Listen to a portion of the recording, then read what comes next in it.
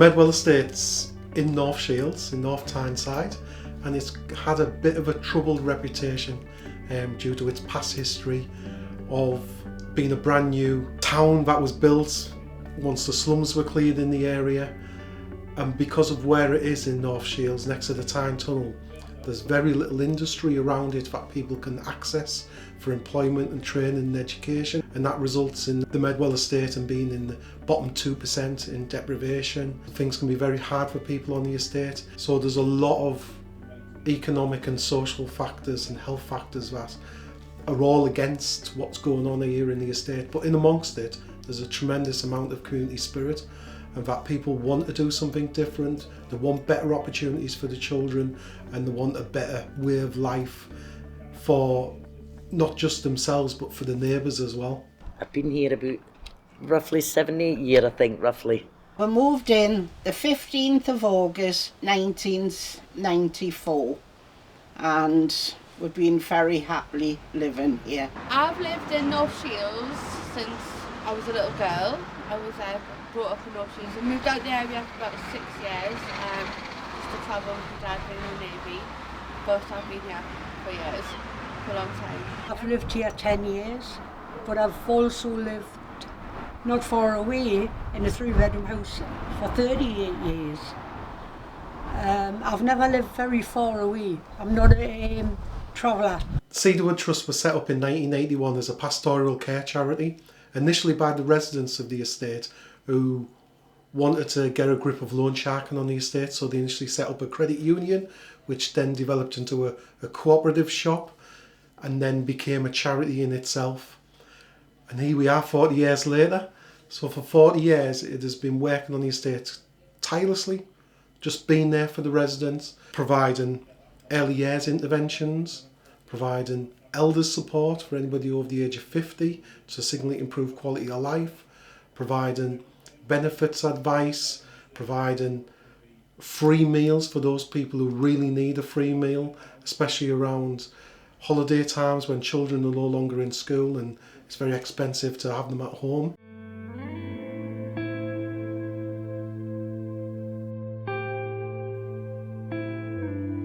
I've got 2 grandsons, never seen them since lockdown. So that's the hardest. I miss kisses and cuddles. It's the unknown, it's the uncertainty of everything. You don't know what's around the corner, you just don't know anything, and that's what I struggle with.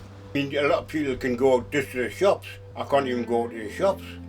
You know, can't leave the house at all. I found it quite difficult, to be honest, with this. It's quite stressful, and having to deal with a partner that's housebound, it's very stressful. And having 15 grandchildren doesn't help. So a week before the lockdown, we put together our COVID-19 response plan. And as things progressed, it became clear to me that our residents and those people who were on the poverty line were going to be the hardest affected by this. If I could say it to you, imagine living on a shoestring, imagine living day to day by having the food only available for that day in your cupboard, and then that ability to go out and shop, that ability to go out and borrow has been removed from you.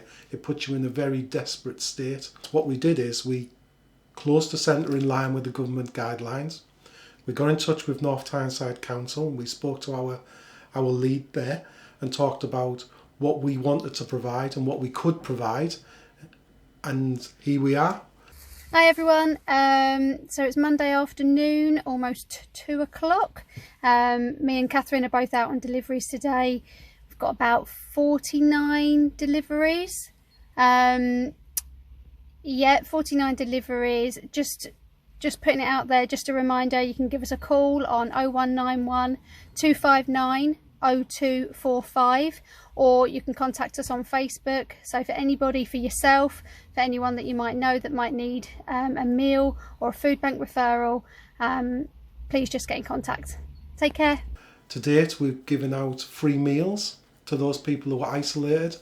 We've got Cherie and Catherine, who are out doing the deliveries. We've brought in the Phoenix Project, who are helping us on those deliveries as well. We've got Sarah, who worked from home, doing the wellbeing calls. One of the volunteers that stepped forward was a guy called Adam Weir.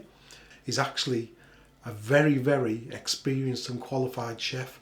So I think what we're giving out to people is allergy controlled. It's rigorously ensured that it's meeting all the health and environmental standards, right? It's properly labelled, right? It's full of good quality ingredients. The menu that I try to roll out every week needs to be varied, and it needs to be based on fresh produce as much as we possibly can.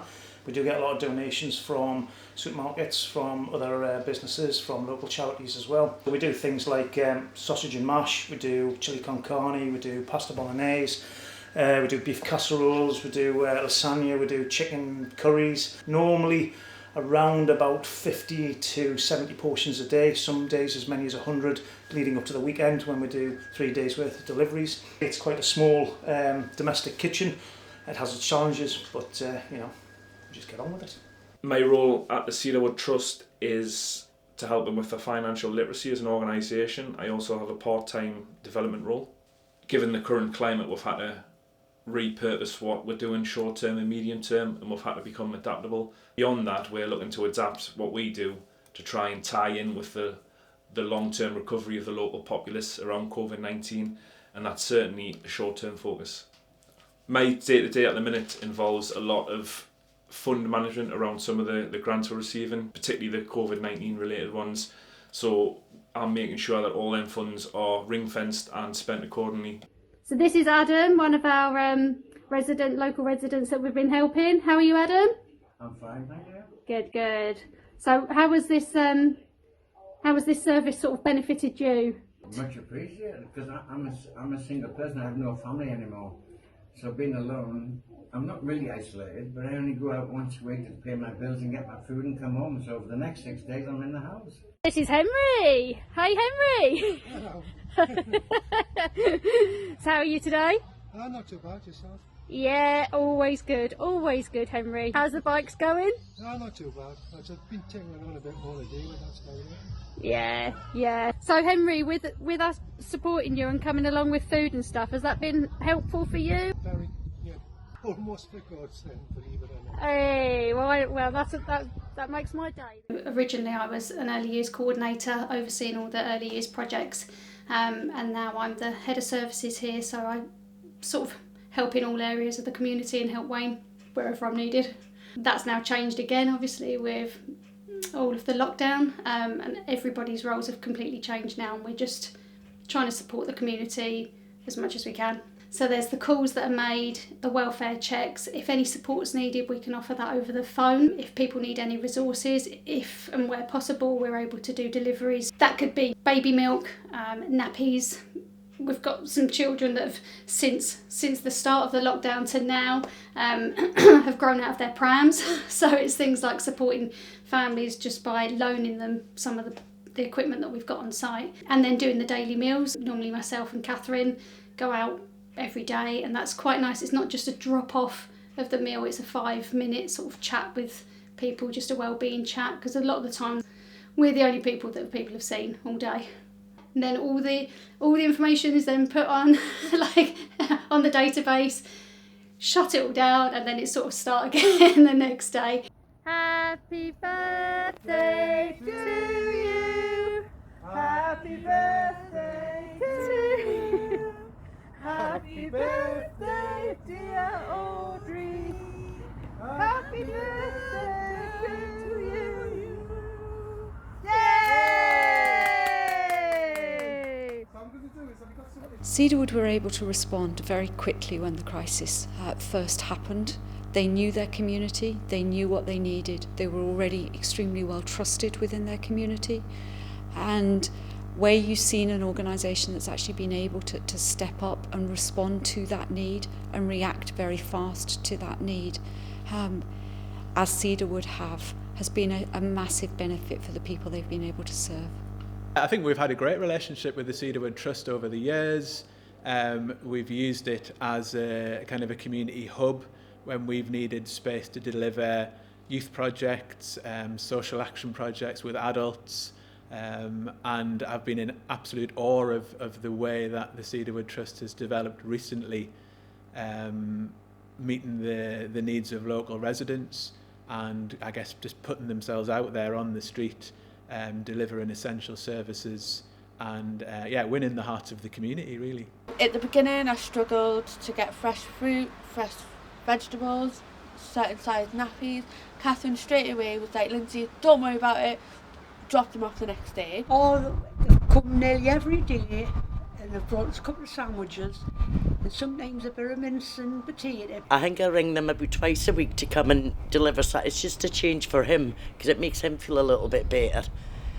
But the service is fantastic, and I don't know what the estate I would have done without them, to be honest. We ring her every morning, ask how we are, and an hour later, if we want anything, then they've got all sorts. She's doing like a live feed where she's telling a story to the children, so that's keeping them entertained. We're doing a little COVID-19 memory box, which, you know, is amazing because that's keeping us entertained as well. I look forward to seeing them because they always stay and have a yap. I'm very proud of the work that everybody's done. I think everyone's pulled together, everyone's job descriptions has gone totally out the window, and we've been cleaner, cook, delivery driver, postcard writer, postman, you know, everything. Samaritan, I suppose, on the end of the phone. And it's just great to know that I work with a fantastic bunch of people, and I couldn't be prouder to be working with them. Hello. Lovely little treat today. One of our early years mums who's popped in every now and again for some of our early years provision picked up a bag of apples and made this lovely, as you can see, that's been dropped off for the team to enjoy with their tea, although they might not get any because there is a rumour about Wayne likes cake, and I've got a very strange feeling that this is actually an amazing apple loaf. So I'll wrap that up quite quietly and quickly and disappear to my office. So thank you to the mum, and I'll make sure the team get a nibble. I think residents on the estate would have had a much, much harder time without the likes of Cedarwood. When the crisis first happened, a lot of people went into complete lockdown, whereas Cedarwood saw the need and recognised that actually they needed to be there for their beneficiaries. And that will be recognised going forward, that they were able to step forward at a point of crisis and stay with those people, not detach themselves from it. So without organisations like Cedarwood, I think people on the estate would have had a much, much harder time. We know that there is extreme poverty. We know that people have very complicated lives. We know that there are a lot of other issues that are going on.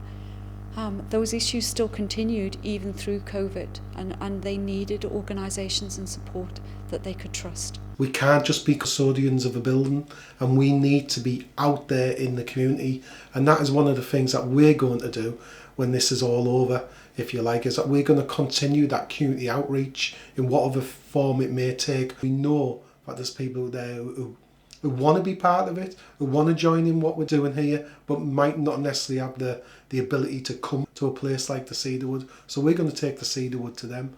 As a charity, we're trying to expand upon and elaborate on what we're doing now to incorporate these wraparound services, which will give the people in the local community everything they need, from nourishment physically to nourishment mentally.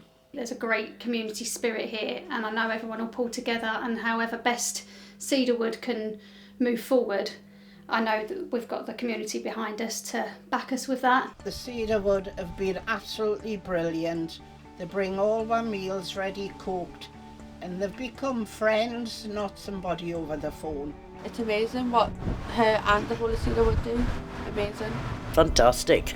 So I think it helps the whole community. I can't say enough about them, you know, they're really impressed. It just shows you there is help there if you want it, and would have been local, you know, it's just amazing. I'm super proud of the team. The team have been amazing. We've all done so much. Like the rest of the team here, we're just chief of everything. I'd like to thank Cedarwood very much for all the help they've given me and my family. Thank you very much. I'd like to clap for everybody. I want to thank you. Thank you very much. You've been excellent. Excellent. Wouldn't know what to do without you. Can't wait to meet you again. In person. Massive thank you to everybody at Cedarwood. Well done. Absolutely amazing.